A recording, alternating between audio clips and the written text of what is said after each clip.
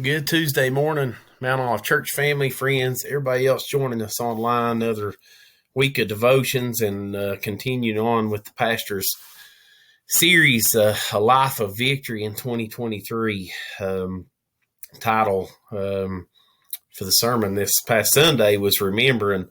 Man, what a service we had. And I hope you got to be there with us. And man, it's just a great place to be, and Spirit of the Lord there, and good crowd, and awesome testimonies, and thankful for what God's been doing, throughout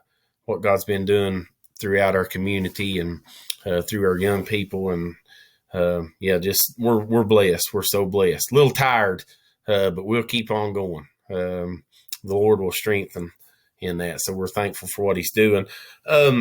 So I'm going to share my screen and to go for my devotion today. I want to talk about the 12 stones for the memorial to serve as a past, the 12 stones in the Jordan. And I want to talk about that. And, we all have this story. You see, I've got on my screen there if you're watching this, and you can see that, and it says, what's your story? We all have a story. And as Pastor was talking in Joshua chapter 4, there was a couple of scriptures that really stuck out to me, and it's a story that I love, and actually preached a message on this one time of, we have to place our stones of memorial, and they're so important for us to do that. That brought back a lot of memory for me this past Sunday in the pastor's message that the Lord had given him. And so talking about those 12 stones in Joshua chapter 4, verse 5, I want to point out a couple of quick things to you here. So verse 5 and 6 says this, and Joshua said unto them, pass over before the ark of the Lord your God in the midst of the Jordan, and take you up every man of you a stone upon his shoulder, according to the number of the tribes of the children of Israel, 12 tribes, 12 men, that this may be a sign among you.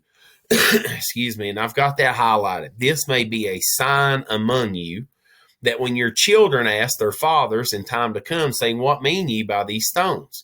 So what do these stones mean? And so, we're going to take these stones, we're going to make a memorial, and then there's going to come a time that your children who are not either old enough to know right now, or that will come at a later point and be born later, they will be able to look at this and they're going to say, well, what does this mean?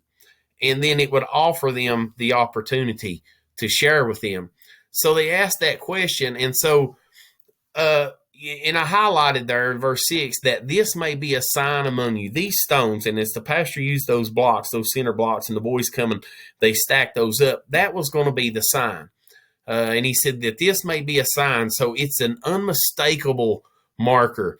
There are places in our life that we stack our stones up along the way. We make a memorial for what God has done. We remember where God has brought us from and how He allowed us to cross a river that seemed impassable. When these men came to that river, at the time they came there, it seemed like a place that they weren't going to get through. It was an impassable river. And there's times in our life that things seem impassable and we can't go across. But when we do, it's so important that we take that stone of memorial and we begin to stack those up. And later on in life, when our children and our grandchildren, whoever else, they said, well, what about this? I'm going through this. I've got this river that I'm about to cross. Well, you can say, well, you know what? Let me tell you what God done. This is the power of God to overcome the obstacle that I did, and not through anything I done, but this is how God stopped the waters. So this is a sign, an unmistakable marker. We all have those unmistakable markers in our life. In verse 7, it says this, then ye shall answer them, and I highlighted that.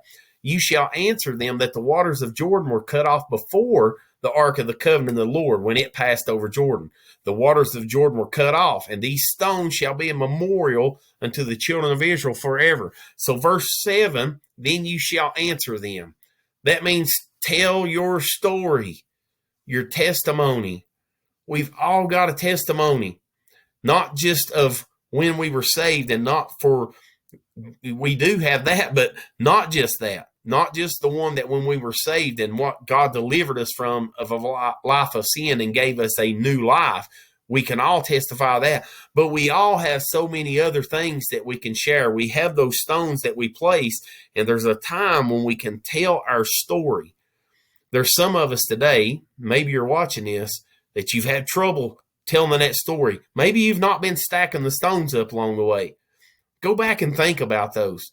Think about the times in your life that God has stopped the waters. He's put a halt to the waters and he's crossed you on dry ground. I think the scripture said it actually, they stood on a heap. They were up high. So God stops that water and he allows you to stand on dry ground. Take that stone and place it in your life somewhere that you can share it with others and your children and your grandchildren. Tell your story. We've all got a testimony of being able to share what God's done. I know you think that's hard. The more you tell it, the easier it gets. And the more you tell it, the more God will help you to tell it. And the more people he will bring your way. I hope that helps somebody with something today. God bless you all. I love each and every one of you. As always, continue to pray for me, and I'm always praying for you. God bless.